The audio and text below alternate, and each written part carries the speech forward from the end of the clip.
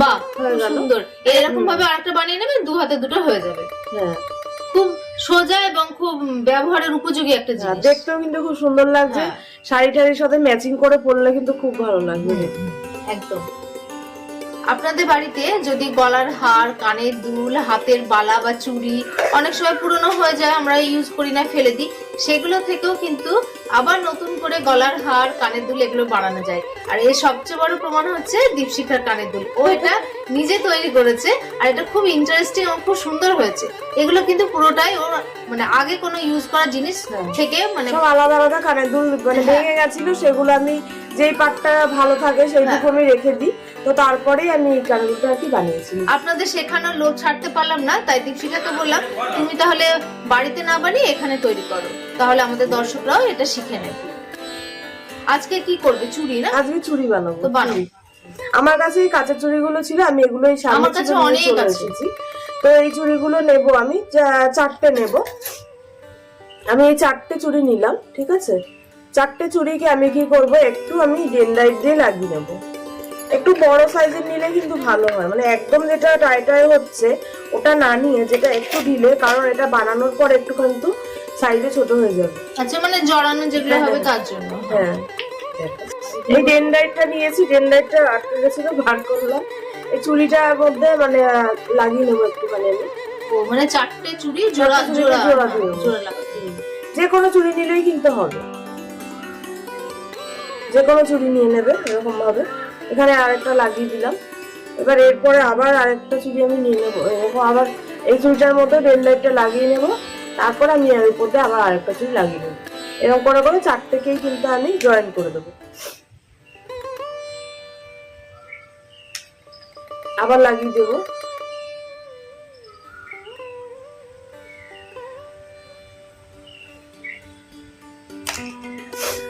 আবার এই চুড়িটা দিয়ে দিলাম, একটু শুকোতে দিতে হবে,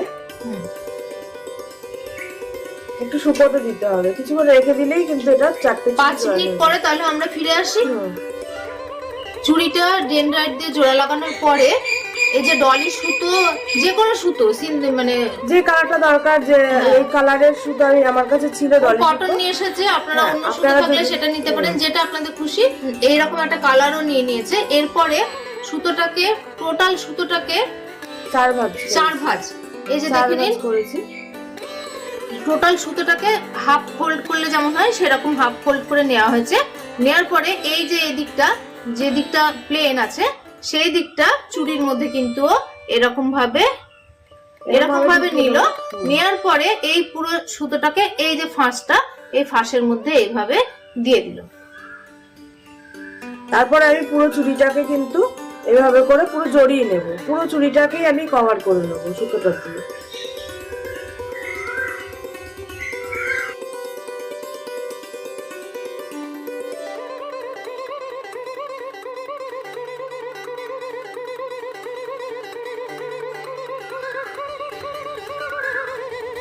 যেই কালারের দরকার সেই কালারের সুতো নিয়ে এভাবে করে নিলে কিন্তু ড্রেসের বা শাড়ির ম্যাচিং হয়ে যায়।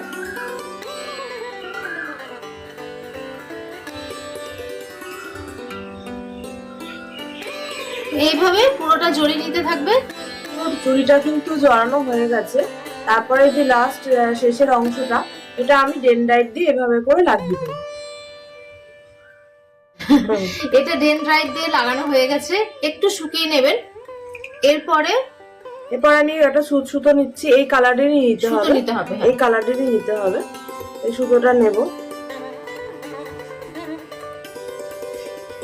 এবার আমি এটা মানে তলা দিয়ে একটুখানি এটাকে আটকে নেব, এটার সাথে সুচটাকে।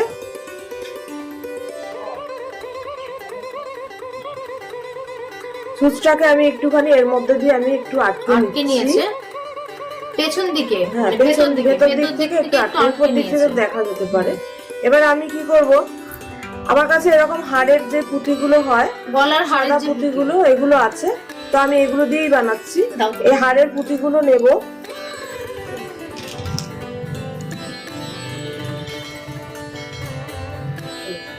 হাড়ের পুঁতিগুলো নেব, নিয়ে একটা করে আমি এখান দিয়ে ঢুকাবো। এই এই যে এই সুতোটার মধ্যে দিয়ে আমি পুঁতিটা ঢোকালাম, আর এইভাবে করে আমি কিন্তু এটাকে আবার ঘুরিয়ে দেব। ঘুরিয়ে আবার সুতোটাকে আমি এই পাশে নিয়ে আসবো। এই যে দেখো এখানে কিন্তু ফিক্স হয়ে গেল মুক্তটা। আমি আবার এখানে সুতোটা নিয়ে আসলাম, নিয়ে এসে আবার আরেকটা পুঁতি আমি ঢুকিয়ে নেব সূচে। আরেকটা আমি মুক্ত এরকম সূচের মধ্যে নিয়ে নিলাম, নিয়ে আবার আমি এটাকে ঢুকিয়ে নেব, নিয়ে আবার এটাকে আমি এরকম করে জড়িয়ে দেবো। এটি দুটো ফিক্স হয়ে গেল। কিন্তু এরকম করে আমি প্রত্যেকটা একটা করে এরকম করে ঘুরিয়ে নেব, আর একটা করে মুক্ত দিয়ে আমি কিন্তু এখানে ফিক্স করে দেবো। করে নিয়ে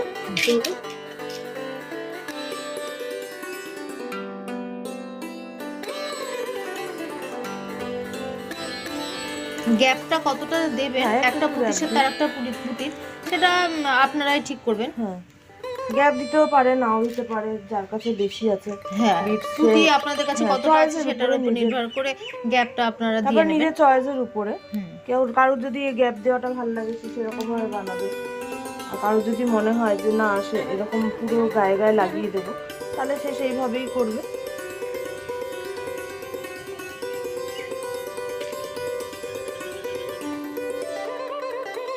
ও যতক্ষণ এই চুড়িটা বানাচ্ছে ততক্ষণ একটা ধাঁধা বলি। বলো। দেখো, এমনি গানে তো সুর দিতে হয়, কোন গানের সার দিতে হয়? সার দিতে হয়? হ্যাঁ, বাগানে।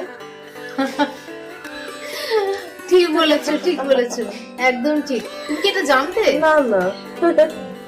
আচ্ছা, ও যখন পারলো তাড়াতাড়ি আর একটা ধাঁধা ওকে দিই। 5 অক্ষর আমার নাম, প্রথম 3টে অক্ষর যোগ করলে ফুলের নাম হয়, বাকি 2টো অক্ষর যোগ করলে ফলের নাম হয়, তাহলে আমার নাম কি?